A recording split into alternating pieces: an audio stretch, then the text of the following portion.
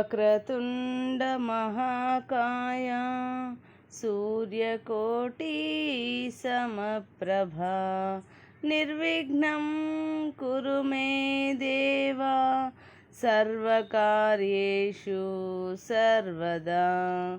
గురుబ్రహ్మా గురుర్విష్ణుః గురుర్దేవో మహేశ్వరః గురుః సాక్షాత్ పరబ్రహ్మ తస్మై శ్రీ గురవే నమః.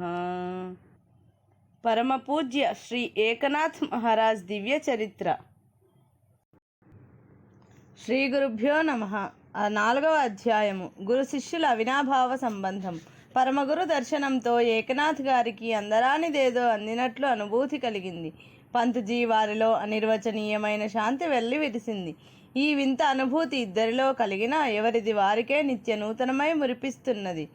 పుత్రోత్సాహము. తండ్రికి పుత్రుడు జన్మించినప్పుడు పుట్టదు జనులా పుత్రుని కొనియాడగా పుత్రోత్సాహము కలుగు గదరా సుమతి. పుత్రుడు పుట్టగానే తండ్రికి సాధారణ సంతోషం కలుగుతుంది, అది సహజం. కానీ సుమతి శతకకారుడు ఏమన్నాడంటే, పుత్రుడు పుట్టగానే కలిగే పుత్రోత్సాహం శాశ్వతం కాదు. వాడు పెరిగి పెద్దవాడైన తరువాత దుర్మార్గుడైనాడంటే దుఃఖమే. అనగా పుట్టగానే కలిగే ఉత్సాహం సంతోషం క్షణికమే. కానీ ఆ పుత్రుడు పెరిగి పెద్దయినాక 10 మంది వాడిని మంచివాడని మెచ్చుకుంటుంటే కలిగే సంతోషం చాలా గొప్పది. అది కోరుకోవాలి ప్రతివారు. అనగా మంచి పుత్రులు కావాలి అని భగవంతుణ్ణి ప్రార్థించండి. ఇదే శ్రీ విఠల్ బాబా గారు ప్రబోధిస్తూ, మీ సంతానానికి మంచి సంస్కారాలను నేర్పించండి, సంస్కృతిని బోధించండి. మీ సంతానం ద్వారా సమాజానికి మేలు జరగాలని భగవంతుణ్ణి ప్రార్థించండి అని ప్రబోధిస్తారు. ఎందుకంటే పుత్రుని కొరకు ప్రార్థిస్తూ ఉంటే తల్లిదండ్రులకు భక్తి ప్రపత్తి శరణాగతి యందు మనసు లగ్నమై సత్వగుణ సంపద ప్రాప్తిస్తుంది. పుత్ర ప్రేమ ద్వారా తల్లిదండ్రులు పునీతులవుతారు గదా అని కూడా పెద్దవారికి ఈ విధంగా చెప్పడం జరుగుతుంటుంది. పుత్ర ప్రేమ నిజంగా చాలా గొప్పది, వర్ణింపనలవి కానిది. ఏమీ మన చేతుల్లో లేదని ముడుచుకొని అజ్ఞానమనే చీకటి కొట్లో తమను తాము బంధించుకునే దానికన్నా భగవంతుని చేతుల్లో అన్నీ ఉన్నాయన్న దృఢ నమ్మకంతో మన జీవిత పగ్గాలను ఆయన చేతిలో పెట్టి ఆయన నామస్మరణ చేస్తూ ఉండడం ఎంతో శ్రేయస్కరమైన మార్గం. ఈ మార్గంలో వెళ్ళే వారికి చ్యుతి అనగా పడిపోవడం ఉండదనేది పెద్దల నమ్మకం. ఇక గురు శిష్యుల అనుబంధం తల్లి బిడ్డల బాంధవ్యం కన్నా ఎన్నో రెట్లు గొప్పది. తల్లిదండ్రులకు పుత్రునికి రక్త సంబంధం అనే బంధం ఉన్నది. కానీ గురు శిష్య పరంపరలో అటువంటి బంధం ఏమీ లేదు. కానీ ప్రాపంచిక బంధాలన్నింటికీ అతీతమైన అవినాభావ సంబంధం ఉంది. అదే భ్రమర కీటక న్యాయం ద్వారా మనకు తెలియవస్తుంది. భ్రమరం తనకి ఏమాత్రమూ సంబంధం లేని కీటకాన్ని తెచ్చి దాన్ని గూటిలో బంధించి దాని చుట్టూ పరిభ్రమించి తనదైన సహజనాదం ఝంకారంతోనే దానిని శక్తివంతం చేస్తుంది. ఆ కీటకం భ్రమర రూపం ధరించడమే కాక దాని ఝంకారమును అనుకరిస్తుంది. మరలా అదే విధంగా కీటకాన్ని బంధించి భ్రమరమును తయారు చేసే గుణాన్ని కూడా పొందుతుంది. ఇది సృష్టిలోని విచిత్రం. అంతేకాదు మూలాతి మూలమైన తత్వం అని కూడా చెప్పాల్సి వస్తుంది. అదే రహస్యం గురు శిష్య పరంపరకు ఆధారం. ఎక్కడో పుట్టి ఎక్కడో పెరిగిన జీవుడు కీటకం వంటివాడు. ఒకచోట నిలకడగా ఉండక పరిభ్రమిస్తూ ఉండే భ్రమరం లాంటివాడే సద్గురుదేవుడు. ఈ ఇద్దరి మధ్యన అనుసంధానము భగవంతుని ఆదేశంతో మాత్రమే జరుగుతుంది. శిష్యుని యందు వివిధ భావాలు ఉంటాయి, గురుని యందు ఏకభావమే నెలకొని ఉంటుంది. శిష్యుని యందున్న వివిధ భావనలను ఏకముఖం చేయడానికి గురు రూప ధ్యానము బాగుగా ఉపకరిస్తుంది. అందుకే భగవంతుడు స్వయంగా గురు రూపాన్ని ధరిస్తాడు. కాబట్టి సకల కళ్యాణ గుణ సహితుడైన సద్గురుని రూపానికి అంత గొప్ప శక్తి ఉన్నది. ఆ రూప ధ్యానంతోనే శిష్యుడు గురుతత్వాన్ని అవగాహన చేసుకోగలుగుతాడు. సముద్రపు నీటితో తయారైన ఉప్పురాయి సముద్రపు లోతు యొక్క అన్వేషణకై సముద్రంలో పడితే ఏమి లభిస్తుంది? తను కరిగిపోయి సముద్ర రూపమని తెలుసుకుంటుంది. గురుతత్వము యొక్క అవగాహనతో తానే గురువుగా భాసిస్తాడు. అదే స్వస్వరూపమని తెలుస్తుంది. అదే విశ్వరూపమని విశ్వాసం కుదురుతుంది. తానే విశ్వాత్మయనే భావం స్థిరపడుతుంది. అంతటా నిండి ఉన్న పరమాత్మతత్వం గుర్తింపునకు వస్తుంది. కానీ ఆ స్థితిలో గుర్తించేవాడు గుర్తింపబడేది అంటూ ఏమీ ఉండదు. అది ఏ తత్వమసి, అహం బ్రహ్మాస్మి, అయమాత్మా బ్రహ్మ, ప్రజ్ఞానం బ్రహ్మ అని మహావాక్యాలన్నారు వీటిని. ఇదంతా మనం ఇక్కడ ఎందుకు చెప్పుకున్నామంటే, మహాత్ముడైన సద్గురునికి తగిన సచ్చిష్యుడు లభిస్తే, వాడు ఉత్తమోత్తముడు కాగలిగితే, అనగా తనంత వాడు కాగలిగితే, అంటే తన ఆధ్యాత్మిక సంపదకు వారసుడు కాగలిగితే, ఆ గురుని యొక్క ఆనందము వర్ణనాతీతమని చెప్పుకున్నాము. తనకు పుట్టని బిడ్డ అయిన తన ఆత్మవిద్యా సంపదనంతటినీ ధారపోసి సంతోషిస్తాడు సద్గురువు. ఇటువంటి గురు శిష్య పరంపరను వర్ణిస్తూ శ్రీ విఠల్ బాబా గారు తమ గ్రంథము అక్కల్కోట స్వామి సమర్థ లీలామృతములో సద్గురువుగాను సచ్చిష్యుడుగాను శ్రీదత్త స్వామియే అవతరిస్తూ సమాజానికి జ్ఞానామృతాన్ని పంచుతారని ఉద్ఘాటించారు. అందుకే శిష్యుడు గురువును నారాయణుడుగా భావించాలని, గురువు శిష్యుడిని వాసుదేవుడుగా భావించాలని కూడా బోధించారు. అనగా నారాయణునికి వాసుదేవునికి భేదం ఉన్నట్లా లేనట్లా? ఒక విధంగా ఉన్నది. అనగా శరీర స్థాయిలో ఉన్నది. గురువు సర్వత్రా ఉన్నాడనే భావం స్థిరపడక ఒక్క గురు శరీరంలోనే ఉన్నాడన్న భావం శిష్యునికి ఉన్నంతసేపు ఆయనను నారాయణ భావంతోనే ఆరాధించాలి. పోతే గురువుకు సర్వత్రా వాసుదేవ సర్వమితి దర్శనమిస్తున్న వాసుదేవుడే శిష్యునిలో కూడా దర్శనమిస్తున్నాడు. ఇది యథార్థం. కాబట్టి ఆయనకే భేదభావం లేదు. జనార్దన పంత్ మహారాజ్ వారి ఆలోచనలు వేరుగా ఉన్నాయి. వారి అనుభూతులు వారివే. తనను శ్రీదత్తమూర్తి నృసింహ సరస్వతి స్వామి వారి రూపంలో చేరదీసి శక్తిపాతం చేసి తీర్చిదిద్దిన రుణం ఈనాడు ఈ బాలకుడిని తీర్చిదిద్ది శ్రీదత్త స్వామికి అందించితే తీరుతుందని ఆలోచించుచుండగా ఈ బాలకుని సహచర్యంలోని మధురానుభూతులు కన్నబిడ్డపై మమకారం కంటే ఎక్కువగా పెనవేసుకుంటున్నాయి. 11 సంవత్సరాల బాలకుడుగా చేరాడు. 11 సంవత్సరాలు సేవలు చేశాడు. అలుపెరగని సేవాభావంతో సేవించాడు. ఆ సేవలో మాధుర్యాన్ని పంచాడు. ఏది ఏమైనా కఠినాతి కఠినమైన నిర్ణయం తీసుకొని ఇతనిని సాధనకు పంపాలి. తనంత వాడై లోకోపకారం చేయాలి. అంటే కొంతకాలం దూరంగానే ఉంచాలి అనే దృఢ నిశ్చయంతో పాటు అక్కడ శ్రీ దత్తస్వామి వారి ఆజ్ఞ ఉన్నది కదా, దానిని పాటించి తీరాలి. ఈ శరీరం యొక్క ఆధిక్యత అనగా పరమాత్మ చేత సృజించబడిన ప్రకృతి యొక్క ప్రభావము పరమాత్మ కన్నా అధికంగా మనపై పనిచేయుచున్నది కదా, దీనినే వ్యామోహం అంటున్నారు. దీనిని త్రుంచివేయాలి అని నిర్ణయించుకున్నారు. కొన్ని రోజులు గడిచాయి. ఒకనాడు పంత్జీ, నాథ్, మనం శ్రీదత్తుని ఆజ్ఞను పాటించాలి కదా అన్నారు. తప్పకుండా గురుదేవా, వారి ఆజ్ఞ మనకు శిరోధార్యమే అన్నారు నాథ్. మరైతే బయలుదేరు అనగానే సరే అన్నారు నాథ్. నీవు ఒక్కడివే వెళ్ళిపోవాలి అనగానే గతుక్కుమని నాథ్ గారు, ఎక్కడికి గురుదేవా అని అడిగారు అమాయకంగా. నాకు దూరంగా, చాలా దూరంగా అని పంత్జీ మాటలు చెవినబడుతూనే తఠాలున వంగి ఆయన పాదాలు పట్టుకొని, నేనేమి తప్పు చేశాను గురుదేవా, నన్ను మన్నించండి. నా తప్పులకేమి శిక్ష విధించినా, కొట్టినా, తిట్టినా, కొరత వేసినా మీ సన్నిధికి నన్ను దూరం చేయవద్దు. నాకు తల్లి, తండ్రి, గురువు, దైవం అన్నీ తమరే అంటూ భోరున ఏడవసాగాడు నాథ్. ఆయన భుజాలు తట్టి లేపి తన అక్కున చేర్చుకుని పంత్ మహారాజ్ తన బాధనంతా లోలోన దిగమ్రింగుచు, ధైర్యం వహించు. ధైర్యము, సాహసము, చురుకుదనము, కుశాగ్ర బుద్ధి, సుఖదుఖములందు సమభావము, సహనశక్తి ఇవన్నీ సాధకునకు ముఖ్యంగా ఉండవలసిన లక్షణాలు. మనం శ్రీమద్ భగవద్గీతలో ఎన్నిసార్లు చదివాము? బేలతనం అనేది పనికిరాని గుణం, దాన్ని దరిచేరనీయకు. ఇక్కడ నీ సేవలు పూర్తయినాయి. శ్రీదత్తుని ఆజ్ఞానుసారం నీవు కొంతకాలం కఠోర సాధన చేసి తీరాలి. ఆ సమయంలో నిన్ను ఆయనే కాపాడుకుంటాడు. నీవు నా ఒక్కడికే ఉపయోగపడితే సద్గురునాథుడు సంతోషించడు. లోకానికంతటికీ నీ నుండి ఉపకారం జరగాలనేది ఆయన ఆకాంక్ష. దానికే మనం బద్ధులం కావాలి. నిన్ను వదిలి నేను కూడా ఉండలేని విధంగా నీవు నాలో ముద్ర వేసుకున్నావు. ఇప్పుడు నాలో నీవున్నావు, నీలో నేనున్నాను, అవునా కాదా అంటూ ప్రశ్నించారు.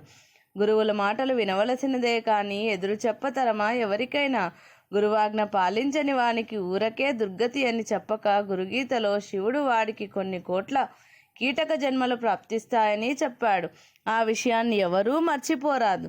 నాథ్ గారు కళ్ళు తుడుచుకొని గురుదేవులు వెన్నుపై ఆప్యాయతతో చరిచే ఒక్కొక్క దెబ్బకు ధైర్య సాహసాది గుణాలన్నింటినీ పునికి పుచ్చుకొన్నారు.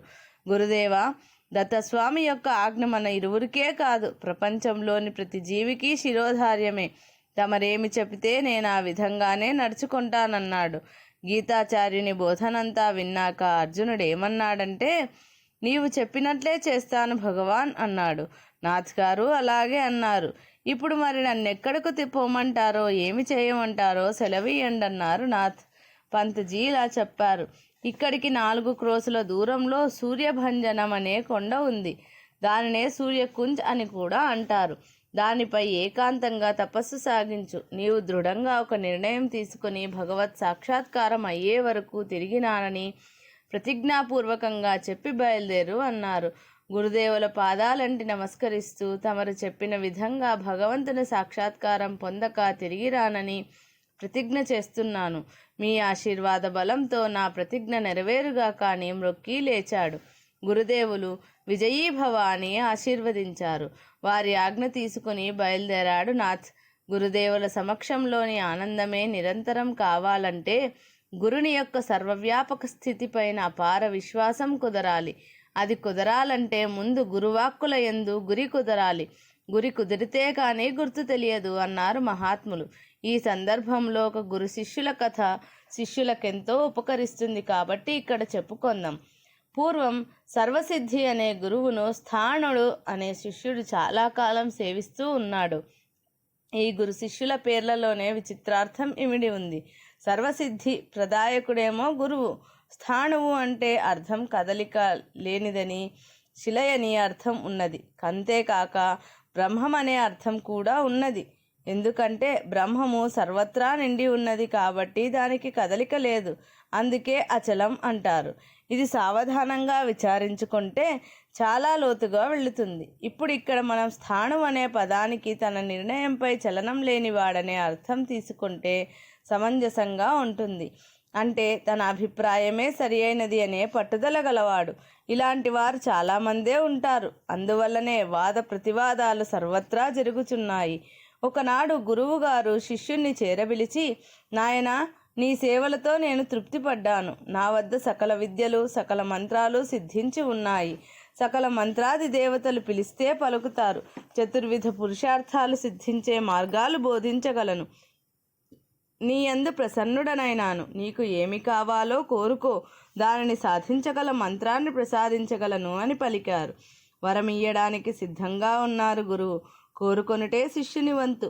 శిష్యుడప్పుడు అంజలి ఘటించి, గురుదేవా, తమ చరణార విందములు ఆశ్రయించి సేవించుకున్నందున నాకు దేనిపైనను అనగా ఈ సంపదలపైన వ్యామోహం లేదు. స్వామి, నాకున్నదొక్కటే సంకల్పం. అదేమిటంటే అన్నింటికీ అతీతమైన పరబ్రహ్మ సాక్షాత్కారము పొందాలనే సంకల్పం ఉంది అని ప్రార్థించాడు.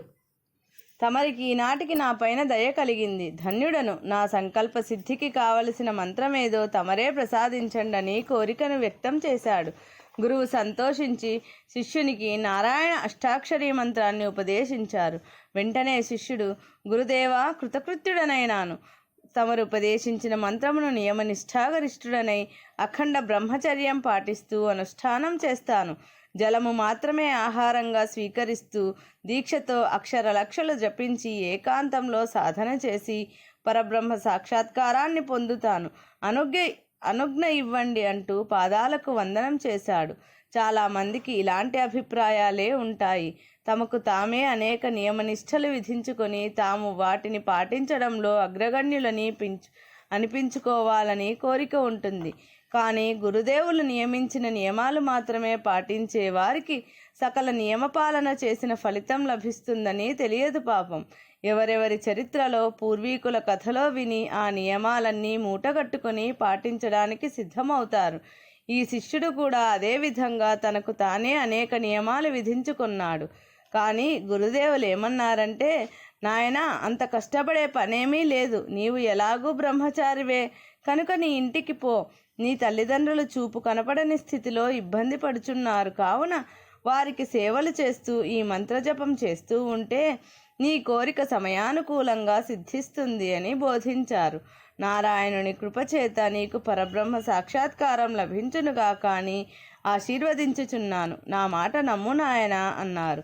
శిష్యునికి ఏమాత్రము గురుదేవుల సలహా నచ్చలేదు. తన అభిప్రాయమే సరియైనదనే నిశ్చయం కలిగింది.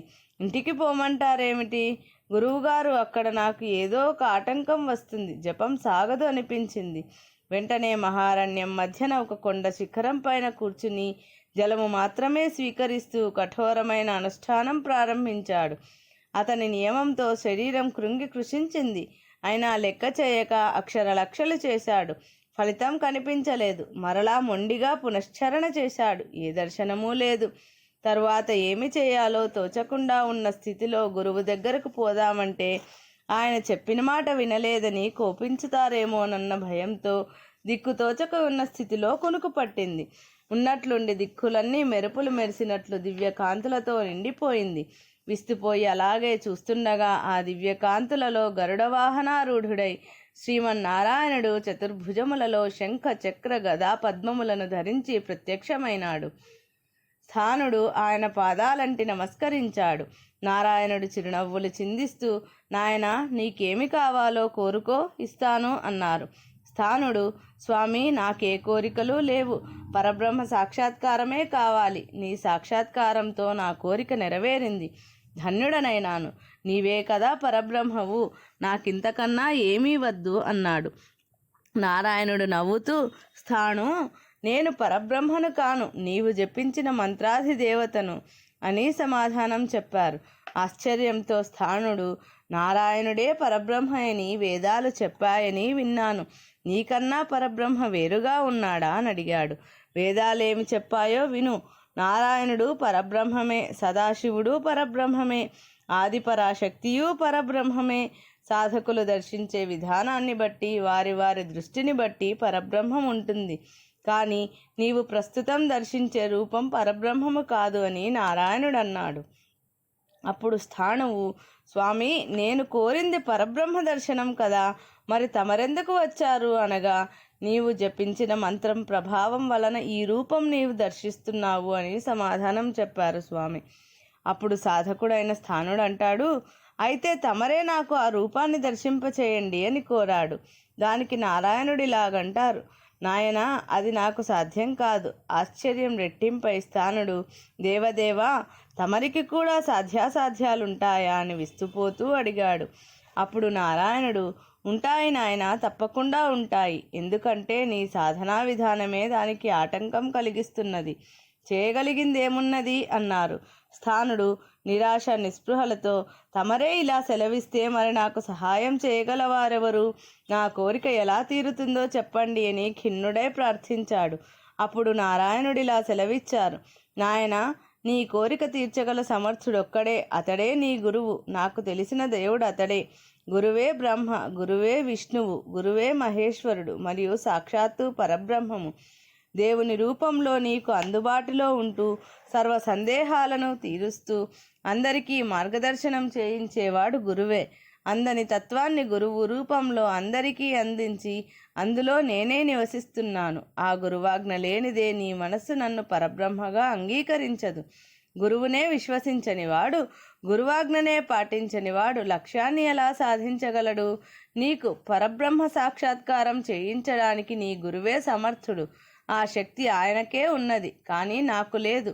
ఎందుకంటే నేను అందులోని ఒక భాగమును మాత్రమే. గురువు కన్నా నారాయణుడు అధికుడని, నారాయణుని కన్నా పరబ్రహ్మ అధికుడని నీ అభిప్రాయము.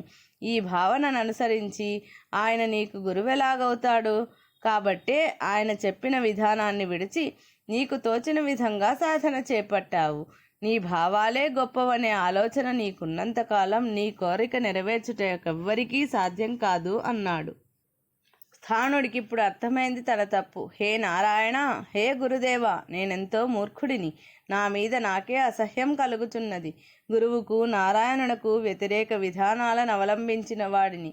అయినా నా మార్గాన్ని సరిచేయుటకు దయతో వైకుంఠం నుండి దిగివచ్చిన నీకు వేలవేల నమస్కారాలు. తండ్రి, మీరిరువురూ నా తప్పును మన్నించండి. నేనిప్పుడు గురువు చెప్పినట్లు సాధన చేస్తాను అంటూ పాదాలకు నమస్కరిస్తుంటే ఎదురుగా గురుదేవులే ప్రసన్నులై నిలిచి ఉన్నారు. స్థానునితో గురుదేవులు, నాయనా, కంగారు పడకు. నీ మార్గాన్ని సరిచేసేటందుకే ఆ రూపాన్ని ధరించి వచ్చాను. పూర్వం నన్ను నరుడనుకొన్నావు, ఇందాక నారాయణుడనని నమస్కరించావు గదా. ఆ భావంతోనే ఇప్పుడు నమస్కరించితే నీ అజ్ఞానం తొలగిపోతుంది. అజ్ఞానం నశించిన పిదప సర్వత్రా ఉన్నదంతా పరబ్రహ్మమే. పరబ్రహ్మ ఈ విశ్వమంతా నిండి విశ్వరూపుడుగా ఉన్నాడు. ఎటు చూచినా ఎక్కడ చూచినా పరబ్రహ్మ కానిదంటూ ఏమీ లేదు. చూడు అంటూ ఉండగానే స్థాణునికి నిద్ర మెలకువ వచ్చింది. కర్తవ్యం బోధపడింది. తిన్నగా మనసులోనే గురుదేవునికి నమస్కారాలు చేస్తూ ఇంటికి పోయి తల్లిదండ్రుల సేవలో నిమగ్నమైనాడు. ఈ విధంగా శిష్యులలోని భావాలను చక్కబరచడానికి గురువు ఎంతో శ్రద్ధ తీసుకుంటారు. వారెంత జాగ్రత్తలు తీసుకుంటున్నా శిష్యులు ఎందరో గురువులకు ఇలాంటి కష్టాలు కల్పిస్తూనే, అనగా గురువు చెప్పినట్లు కాక వారికి తోచినట్లు చేస్తూ సాధనలకు ఆటంకాలు కలిగాయని బాధపడుతుంటారు. నాథ్ మహారాజ్ అలాంటివాడు కాదు. గురువులు చెప్పినట్లే తన నిర్ణయమని భావించారు. నాథ్ మహారాజ్ తపస్సు చేసిన సూర్యకుంజ్ నాథ్ గారిని సర్వోత్తమ యోగపూర్ణునిగా తయారు చేయాలనే సత్సంకల్పంతో శ్రీ జనార్దన పంత్ గారు విజయోస్తు, కళ్యాణమస్తు అంటూ ఆశీర్వదించి హృదయపూర్వకంగా వీడ్కోలు చెప్పారు. వారి ఆశీస్సులే రక్షా కవచం వలె నాథ్ మహారాజ్ వారికి పనిచేసినవి. వారు ఏ సామాగ్రి లేకుండానే ఒంటరిగానే ఆ కొండపైకి ఎక్కి అక్కడ చూచారు. ఒక చిన్న వాగు పారుచున్నది. ఎంతో ఆహ్లాదకరమైన వాతావరణం. తన తపస్సుకు ఎంతో అనువైన చోటు అని సంతోషమైంది. అడుగడుగునా గురుదేవుల ఆశయాలే గుర్తు చేసుకుంటూ ధ్యానముద్రలో కూర్చున్నాడు. ఆ విధంగా ఒక రోజంతా ధ్యాన నిమగ్నుడై ఉండగా అచ్చట మేకలు కాచుకునేవారు కొందరు, ఆవులను మేపుకొనేవారు కొందరు, కట్టెలు కొట్టుకునేవారు కొందరు చూచారు. ఇంత చిన్న వయసులో ఈ కుర్రవాడు ఇంత నిశ్చలంగా కూర్చుని తపస్సు చేసుకుంటున్నాడు. ఇతనికి మనం ఎంతో కొంత సహాయపడటం మన ధర్మం అని నిశ్చయించుకున్నారు. మర్నాడు ఉదయం కల్లా ఆ వాగు ప్రక్కనే చెట్టు క్రిందగా ఒక పండ్ల కుటీరం ఏర్పాటు చేశారు. కొన్ని కందమూలాలు తవ్వి తెచ్చారు. వాటిని కాల్చి అక్కడ ఉంచారు. కొన్ని ఆవు పాలు తెచ్చి సిద్ధంగా పెట్టుకున్నారు. నాథ్ గారు ఎప్పుడు ధ్యానం నుండి బయటికి వస్తారా అని కనిపెట్టి ఉండినారు. ఆయనలో కదలికలు గమనించి మెల్లగా, స్వామి, ఇంత చిన్న వయసులో నీవు ఈ విధంగా తపస్సు చేస్తున్నావు, మాకందరికీ ఎంతో వింతగానున్నది. కానీ మేము సమర్పించే ఈ స్వల్ప సేవలు మీరు అంగీకరిస్తే కానీ మేము ఇళ్లకు పోము అంటూ పట్టుబట్టారు. నాథ్ గారు వారితో, ఎందుకు ఇవన్నీ? నాకు అవసరమైనవి నేను చేసుకోగలను. మీకెందుకు బాబు ఇంత శ్రమ అని వారిని వారింపచూచాడు. కానీ వారు ఎట్టి పరిస్థితులలోనూ మేము ఒప్పుకోము, ఏమైనా సరే మా సేవలు మీరు కాదనరాదు అని ప్రార్థించారు. నాథ్ మహారాజ్ వారి ప్రేమకు లొంగవలసి వచ్చింది. సరే, నా ధ్యానానికి ఏ విధంగానూ భంగం కలిగించకుండా అయితే మాత్రమే నేను మీరిచ్చే భగవత్ ప్రసాదంగా స్వీకరిస్తాను. అది నాకు ఎంతవరకు అవసరమో అంతవరకే స్వీకరిస్తాను. నన్ను ఏ విధంగానూ బలవంతం చేయరాదు అని వారి దగ్గర మాట తీసుకున్నారు.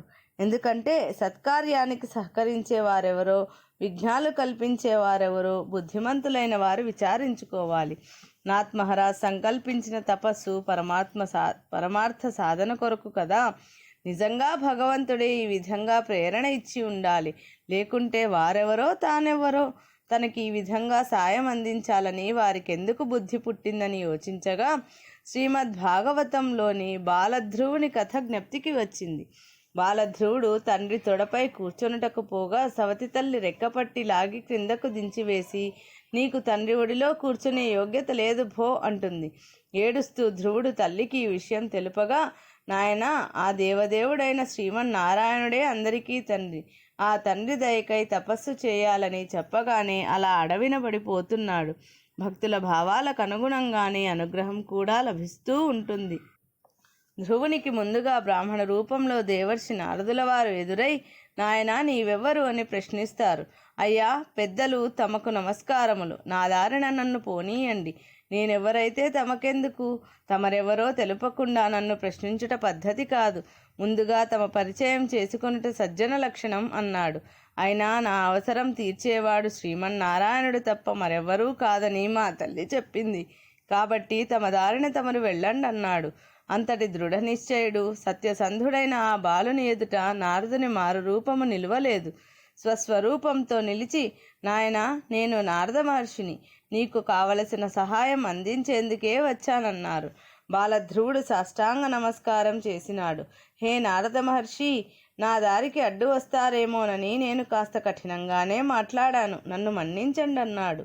నారదముని, చిరంజీవి, నీ సత్సంకల్పం సిద్ధించాలంటే నీకిప్పుడు నారాయణ ద్వాదశాక్షరి మంత్రం ఉపదేశిస్తాను. తద్వారా నీ కోరిక సఫలమవుతుందని అక్కడనే దగ్గరలో నుండే నదిలో స్నానమాచరింపచేసి దివ్య మంత్రోపదేశం చేసి అచ్చటనే కూర్చుండి తపస్సు చేయమని సంకల్ప సిద్ధిరస్తు అని దీవించి మరీ వెళ్ళారు. ఈ కథంతా తలంచుకున్నారు నాథ్ మహారాజ్. తమ సంకల్పానికి దోహదకారులెవరో వ్యతిరేకులెవరో తెలిసి వారితో స్నేహం చేస్తే చెరుపు లేదని నిశ్చయించుకొని అప్పుడు ఆ గొల్లవారి సేవలను అంగీకరించుట జరిగింది. తపస్సు కానీ, ధ్యానం కానీ, జపం కానీ, మంత్రానుష్ఠానం కానీ నేను చేస్తున్నాను అని భావిస్తే అందులో అహంభావం దాగి ఉంటుంది. నాథ్ మహారాజ్ వారప్పటికే కామ, క్రోధ, లోభ, మోహ, మద మాత్సర్యాలను, తమోగుణయుతములైన ఈర్ష్యాసూయలను, రజోగుణ సంబంధమైన కోరికలను దూరీకరించుకున్నారు. తను, మన, ధన, ప్రాణములన్నీ గురుసేవ కర్పితం చేసినప్పుడే సాధారణంగా పంచభౌతిక శరీరం వలన కలిగే భావాలన్నీ పరిశుద్ధమైనాయి. ఇప్పుడు తపస్సు దేనికంటే తన వలన లోకానికేదో ఉపకారం జరగాలని దైవాజ్ఞ. అందుకు తాను పొందవలసిన పరిణితి కొరకు గురుదేవులు ఆజ్ఞాపించినారు. కావున వారి ఆజ్ఞ మేరకు తాను సాధించవలసి ఉన్నది. కోరిక, ఆకాంక్ష, ఆశయము, ఆలోచన తనకంటూ ఏమీ లేవు. అన్నీ గురుదేవులవే. కాబట్టి సాధన మాత్రమే తన వంతు సిద్ధింపచేయుట గురుదేవుల కర్తవ్యమని దృఢంగా నిశ్చయించుకున్నారు. సాధనకు ఉపక్రమించారు. రోజులు గడుస్తున్నవి. ప్రశాంతంగా సాధన సాగిపోవుచున్నది.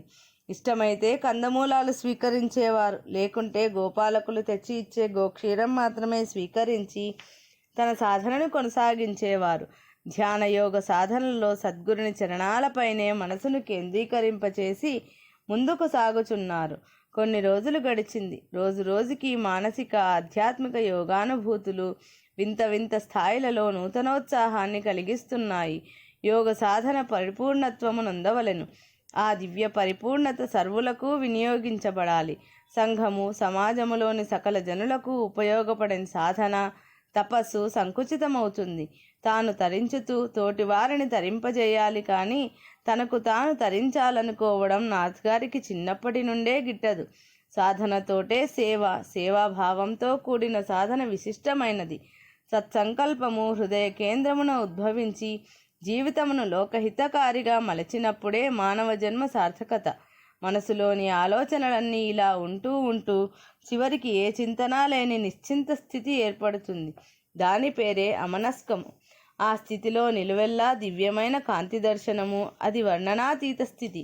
నారాయణ సూక్తంలోని నీలతో యద మధ్యస్థ విద్యులేఖే భాస్వర అన్నట్లుగా ఆ విద్యుత్తు శరీరమంతయు ప్రవహించుట జరిగెను. ఆ దివ్యత్వంలో ఈ శరీరంలోని ప్రతి అణువు దివ్యమై పులకిస్తున్నది. సమస్తము స్వర్ణమయంగా భాసిస్తున్నది. ఇక్కడ ధ్యాత, ధ్యేయము, దృశ్యము ఏకాకృతిని సంతరించుకున్నది. బుద్ధి, భావము వేర్వేరుగా లేవు. వీటన్నింటినీ తెలుసుకొనుటకు మరొక తెలివి లేదు. అన్నీ కలిసి ఏకత్వ స్థితిని పొందినాయి. కాలగమనము ఆగిపోయి నిలకడగా ఉన్నది. అదే నిత్యత్వ స్థితి. ఇదే సత్యదర్శనము. హృదయమందు సంతృప్తి, సంతోషము వర్ణించుటకు మాటలే లేవు. జ్ఞానమే స్వరూపమైనప్పుడు దానిని గుర్తించుటకు ఆ స్థితిలో తనకన్నా వేరుగా రెండవది లేదను అనుభూతి. శ్రీకృష్ణుని సాక్షాత్కారము. ఆ స్థితి కలిగిన తర్వాత ఎన్ని గంటలైనా ఆ సమాధి అట్లే నిలుచును. కావున కాలగమనమునకు తావులేదు, సమయము తెలియదు. ఒకరోజు శ్రీనాథ్ మహారాజ్ వారికి నిత్యము గోక్షీరము సమర్పించు బాలుడు పెట్టిన కేకతో నాథ్ గారికి బాహ్యప్రజ్ఞ కలిగింది.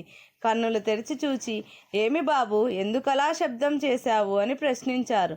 అతడు భయంతో వణుకుచూ, మీ వెనుక అన్నాడు. అప్పుడు నాథ్ గారు వెనక్కి తిరిగి చూచారు. ఒక కృష్ణ సర్పము పడగ విప్పి నాథ్ గారి తలపైన గొడుగు పట్టినట్లున్నది. ఈ దృశ్యము ఆ బాలుని భయకంపితుణ్ణి చేసినది. శ్రీనాథ్ మహారాజ్ వారు వెనక్కు తిరిగి చూచు సమయానికి ఆ నాగరాజు రూపం మారుచూ నెమలి పింఛముతోడి కిరీటము ధరించి నీలమేఘ శ్యామల వర్ణంతో శ్రీకృష్ణుడే అనగా పాండురంగడు దర్శనమిచ్చెను. అమాంతముగా నాథ్ మహారాజ్ ఆయన పాదాలపై పడి సాష్టాంగ వందనం ఆచరించెను. శ్రీకృష్ణ పరమాత్మ ఆయనను లేవదీసి ఆలింగనమునర్చుకొనెను. ఆ దివ్యానందానుభూతి వర్ణించుటకు వాక్కులు చాలవు. ఎటు చూచినా కృష్ణమయంగానే కనిపించెను. క్షీరపాత్రతో నిలిచిన గొల్లబాలుడు కూడా కృష్ణుని వలనే గోచరించెను. ఆహా, నాకింతవరకు పాలు తెచ్చి ఇచ్చి సేవ చేసిన వాడవు నీవేనా అని ఆశ్చర్యంగా చూస్తుంటే శ్రీకృష్ణ పరమాత్మ నేను కాక అన్యం ఎక్కడుంది అంటూ చెప్పు నీకేమి కావాలో అన్నారు. స్వామి, నేను నాది, నాకు కావాలన్నది ఏదీ లేదు. నీ చేత సృజించబడిన ఈ సృష్టిలోని అసమానతలను రూపుమాపి అందరినీ నీ కృపకు పాత్రులను చేయాలని ఒకప్పుడు ఉండేది. కానీ ఇప్పుడు ఏదీ లేదు. నీవు అనుగ్రహించితే, నీవేమి చెప్పితే అదే కర్తవ్యం. నీ ఆజ్ఞయే శిరోధార్యం. నన్ను నీ వాడిగా చేసుకో అన్నారు నాథ్. కృష్ణ పరమాత్మ చిరునవ్వులు చిందిస్తూ నా సంకల్పం కూడా అదేనయ్యా. నీవు ధన్యుడవు. నా దివ్య దర్శనం పొంది కృతార్థుడైనావు. ఇదే దర్శనం, ఇదే అనుభూతి లోకానికంతా ప్రసాదించమంటావు. అంతే కదా నీ కోరిక? మరి అందరూ నీవలే సహృదయం కలిగి సర్వుల పట్ల ప్రేమాభిమానాలు కరిగి వర్తించుట లేదు కదా. నా నామస్మరణకు గాని నా ధామానికి చేరుటకు గాని సర్వులకు అధికారం ఉంది, అవకాశం ఉంది. కానీ వారిలో కూడా అటువంటి తపన ఉండాలి కదా. ఆ పరంధామంబు అందరిది. పరమధామంబు అందరిది. అందరూ అర్హులే. అందరూ ఆ పరంధామానికి వారసులే. కానీ ఆ ధామానికి చేరాలంటే ఒక పద్ధతి ఉన్నది. గురుకృప అనడి గుర్తు కావలను కదా. అప్పుడే నీవు అనుభవించిన దివ్యానుభూతులను అందగలరు. అది ఏ ఎరుక అనగా నీడలేని వెలుగు, 3 రంగులకు మొదలైన రంగు. ఇటువంటి దివ్యమైన భక్తి అను నిచ్చెన ఆ పరంధామానికి రాదలంచిన వారికి మాత్రమే గోచరించును. అది ఎల్లప్పుడూ ఉన్నది. అది నిత్యమైనది, సత్యమైనది. నీ కొసంగిన దివ్య వరము చేత నీవే అందరికీ అర్హతను కల్పించి ఆ నిచ్చెన ఎక్కించు. నాకెట్టి అభ్యంతరమున్నూ లేదు. నీ మూలముగా ఈ భువికి దివ్యత్వమును ప్రసాదించదను అనగానే తనలోని భావములు, తన ఆశయములు, తన ఆకాంక్షలన్నీ పరమాత్మయే విశదీకరిస్తుంటే తానేమి చెప్పగలరు? అలాగే అవాక్కై నిలిచారు. పరమాత్మ అంతర్ధానమైనారు. దివ్య దృశ్యము, దివ్యవరము తలంచిన కొలది ఆనందమే ఆనందము. ఆనంద సముద్రంలో అలలు పూర్ణచంద్రోదయ వేళ పడుచున్నట్లు హృదయం నుండి ఎగసిపడుచున్నవి. ఆ ఆనందము ఇతరులకు ఇవ్వలేనిది, వర్ణింప శక్యము కానిది. తనువెల్ల వీణాతంత్రులై దివ్యగానము చేయుచున్నది. తనువు యొక్క ధర్మము తలక్రిందులైనట్లు భావన. ఆత్మతత్వమే సర్వత్రా దర్శనమిచ్చుచుండగా శరీరమందలి నరములు, నాడులు, సిరలు, ధమనులు అన్నీ అమృత భావనను అందుకొన్నాయి. అది ఏ దివ్యభావ పరంపర. ఇంతవరకు మాయగా నున్నదను అతీత శక్తి ఇప్పుడు యోగమాయగా రూపుదాల్చినది. పరమాత్మ వాక్కు నీ మూలమున ఈ భువికి మేలు జరుగుగాక అన్న వాక్యాలు చెవులలో రింగుమంటున్నాయి. చాలు స్వామి, చాలు అనుకున్నాడు. ఈ దివ్యభావ సమాధిలో కొన్ని గంటలు గడిచాక కాస్త మామూలు స్థితి అనుభవానికి వచ్చినది. ఆ పరవశత అదుపులోనికి వచ్చినది. అకస్మాత్తుగా అక్కడనే తన గురుదేవుల సాక్షాత్కారము కలిగినది. సాష్టాంగ వందనం ఆచరించి, ఆహా గురుదేవా, తమరిక్కడికి వచ్చితిరా. నేనే మీ సన్నిధికి రావాలనుకున్నాను. శ్రీకృష్ణ పరమాత్మ దర్శనమిచ్చెను. ఆహా, ఏమి అపురూప సౌందర్యము! నా ఆకాంక్షలన్నీ ఏకరువు పెట్టి నా సంకల్పములు నెరవేరునని చెప్పినారు. అంతేకాదు దేవా, గురుకృప అనే గుర్తు తెలిసిన వారికే వారి దర్శనం సాధ్యమని చెప్పారు గురుదేవా. నా యందు తమరి కృపా విశేషం ఉన్నందుననే నాకు ఈ దివ్య దర్శన ప్రాప్తి కలిగిందని నమ్ముచున్నాను. గురుదేవా, ఇందొక విశేషమును తెలుసుకొనగలిగినాను. గురుదేవులు పరమాత్మను దర్శింపచేస్తారు. పరమాత్మ గురుచరణ సన్నిధిని చూపుతారు. గురువు పరమాత్మ వేరు కాదని గ్రహించబడుచున్నది. కావున ఇక నా కర్తవ్యము తమ చరణ సేవలోనే ఉన్నది అన్నాడు. జనార్దన పంత్ గురుదేవులు, నాథ్, కృతార్థుడవైనావు. నీవు ఆచరించవలసినది, ఈ జగతికి చేయవలసింది చాలా ఉన్నది. పరమాత్మ ఆదేశాన్ని అనుసరించి ఈ సృష్టి పరమాత్మ నుండి వచ్చిన వివరము తిరిగి పరమాత్మలో కలియు వరకు దాని ప్రగతి, పరిణితి, పరిస్థితి, పరమాత్మతత్వ వివరణము ప్రజలకు విశదీకరించాలి కదా. అందులకై మనము తీర్థయాత్రలు చేయుదుము. నాకెప్పటి నుండియో అట్టి కోరిక కలదు, అది ఈనాడు నెరవేరనున్నది అని చెప్పగా నాథ్ మహారాజును వారిని అనుసరించెను. రామకృష్ణ హరి జై జై, పాండురంగ హరి జై జై. ఇది శ్రీ ఏకనాథ్ మహారాజ్ దివ్య చరిత్ర 4వ అధ్యాయము సంపూర్ణం.